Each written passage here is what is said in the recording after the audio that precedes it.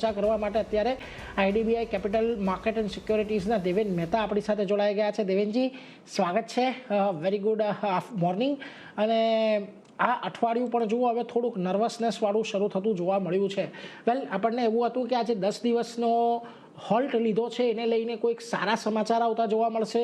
ઉલટા અહીંયા તો આપણે ઈરાન અને ઇઝરાયલ અને અમેરિકા ત્રણેય પક્ષેથી એસ્કેલેશન વધતા જોઈ રહ્યા છીએ. એક તરફ શાંતિની વાતો ચાલી રહી છે, પરંતુ એમાં પણ કોઈ બહુ મોટા મેજર ડેવલપમેન્ટ નથી લાગી રહ્યા. કોઈ હજી પણ કોમન ગ્રાઉન્ડ આવે એવી શક્યતા નથી દેખાઈ રહી. આ બધાની વચ્ચે બજારે આજે ફરી પાછા 22,470ના લેવલને ટેસ્ટ કર્યા છે.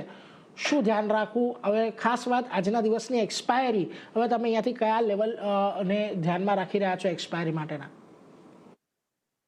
Good morning. આપણે સૌથી પહેલા વાત કરીએ તો જે જીઓપોલિટિકલ ટેન્શન્સ છે એ આપણને ઇન્ડિકેટ બ્રેન્ટ ક્રૂડ, જે ક્રૂડ પ્રાઇસીસ હાયર લેવલ્સ પર છે, 107 109 ની આસપાસ બ્રેન્ટ આપણને જોવા મળે છે. જે હિસાબે ઇન્ડિયા વિક્સ માં આપમૂવ આપણે જોઈ છે, 28 ની ઉપર ઇન્ડિયા વિક્સ સસ્ટેન કરે છે.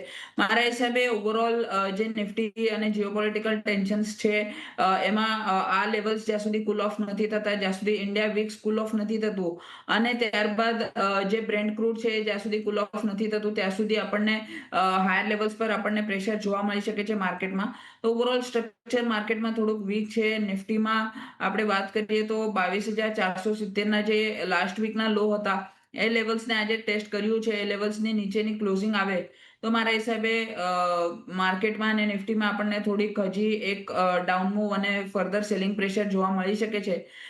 નીચેમાં આપણે વાત કરીએ તો નિફ્ટીમાં 21,700 21,900 ની આસપાસની એક ઇમ્પોર્ટન્ટ રેન્જ છે જ્યાં 200 દિવસના વીકલી એક્સપોનેન્શિયલ મૂવિંગ એવરેજ જોવા મળે છે.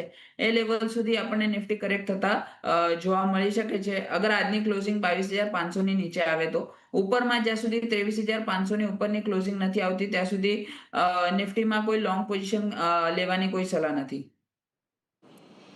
23,500 નથી આવતું ત્યાં સુધી લોંગ પોઝિશન નહીં લો. આજના દિવસે 22,500 જો બ્રેક થાય છે તો પછી આપણને કદાચ અહીંયાથી વધારે ઘટાડો આવતો જોવા મળી શકે. બજારની અંદર જોવાનું રહેશે કયા પ્રકારે આજની એક્સપાયરી આવે છે. હવે ખાસ કરીને એક વાત મહત્વની કે આજની જે એક્સપાયરી આપણે જોવા જઈ રહ્યા છીએ, ઓલરેડી આજના દિવસે માર્ચ સિરીઝની જો ખાલી વાત કરી લઈએ તો ઓલમોસ્ટ 10% જેટલું બજાર આપણને ઘટાડા તરફી કામકાજ કરી રહ્યું છે માર્ચ મહિનાની અંદર. એટલે એક મોટા પાયે આપણને ખાસ કરીને આ મહિને ઘટાડો આવતો જોવા મળ્યો છે. એટલે એના પર એક ચોક્કસથી નજર રાખતા રહીશું. અને જે દેવેનજીએ કહ્યું છે કે 22,500 આજના દિવસે બ્રેક થાય તો પછી આપણને કદાચ વધુ ઘટાડો આવતો જોવા મળી શકે. પણ આજની પરિસ્થિતિ